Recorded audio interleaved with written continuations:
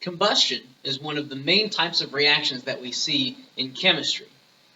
Now, combustion can happen in a lot of different ways. In this case, in our Bunsen burner, the gas that we fuel in here is mostly methane. The chemical formula of methane is CH4, so you might also call this carbon tetrahydride for the technical covalent name.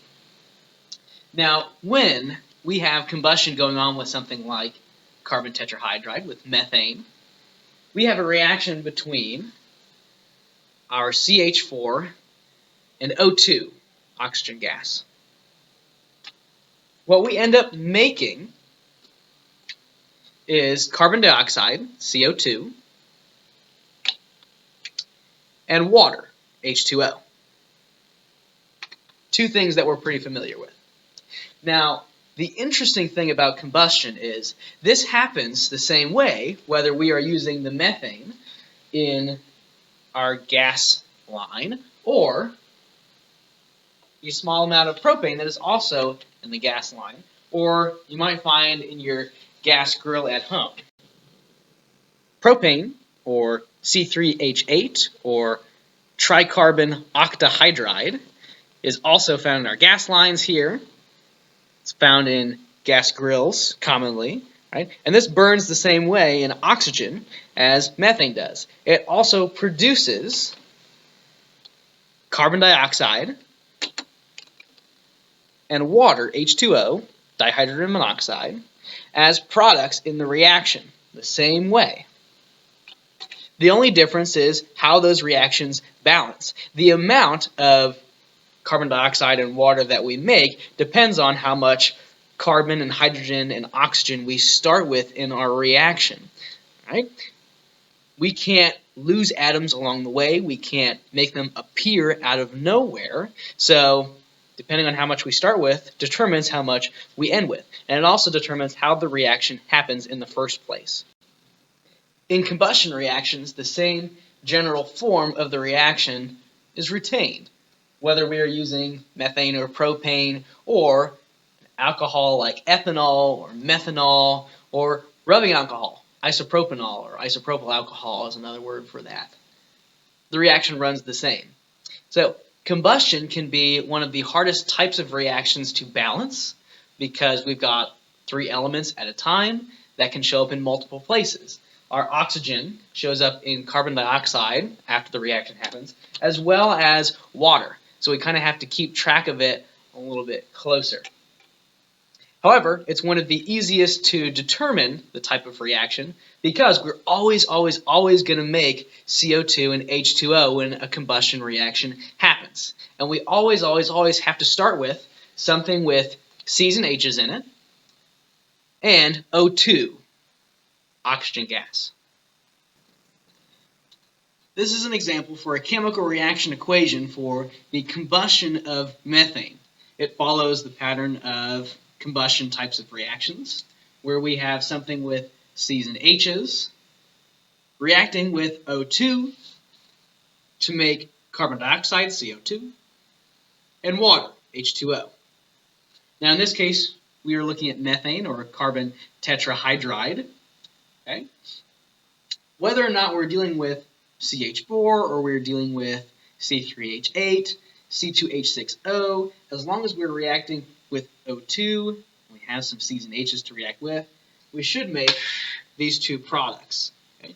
But the amount of products that we make every time this reaction happens and how many reactants are required to make this reaction happen depends on how the atoms rearrange themselves. And this is the reason why we need a balanced reaction equation. It may follow the same pattern as other reactions, but to know specifically how many atoms of this and that and the other thing we need for this reaction to work, we have to look at all the components involved and the ratio of how they react with each other.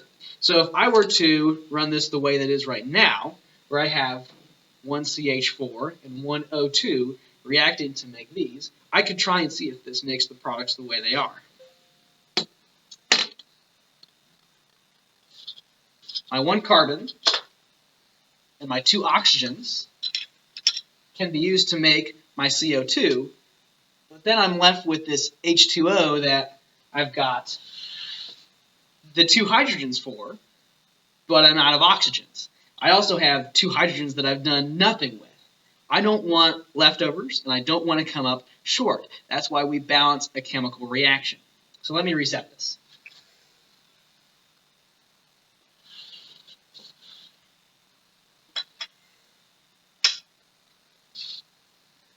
So if I didn't have enough oxygen over on the right side to make my H2O, and I had too much hydrogen to use, then maybe I need to adjust how many CH4s and O2s it takes to make some number of CO2s and H2Os. So, on my right side, I needed more O's. So maybe I can change this. Maybe I have 2 O2s. To show that,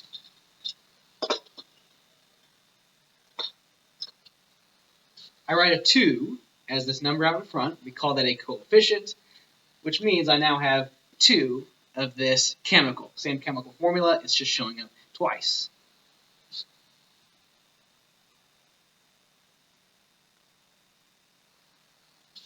Now with 2 O2s, I can make the CO2, I can make this H2O, but I'm going to have 1 extra O compared to this. On the left side of my reaction equation, I have 4 O's total.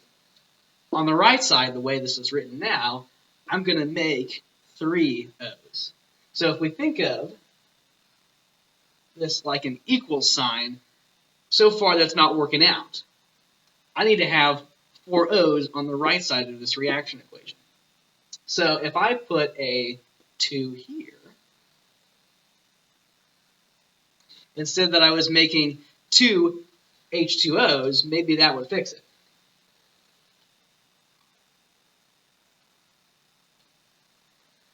So let's try moving things over again.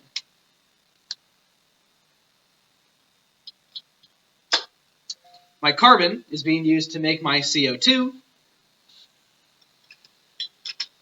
along with 2 of those oxygens. 2 of those H's can be used to make one of these H2Os. And I can use one of these oxygens to finish it out. And with the leftovers that I have, I can still make another H2O. This way, I've used up everything on the left side, on my reactant side, to make just my product on the right side. And there's no leftovers, there's no coming up short. Everything is used perfectly. My atom is rearranged from what we have on the left to what we have on the right. To finish this balanced reaction equation, now that I've balanced out what I have on the reactant side with what I have on the product side, anywhere I didn't write a number, a coefficient out front, I just write a 1, so that way it doesn't change my math. These are like multipliers. So 1 times whatever is still just the same thing. I won't go and mess up the math I've already figured out. So 1 CH4 and 2 O2s can react and rearrange to form 1 CO2 and 2 H2Os. This is how I want a balanced reaction equation to be. I don't want any leftovers. I don't want anything coming up short. Whatever I start with on the left side, I want to become the stuff on the right side perfectly.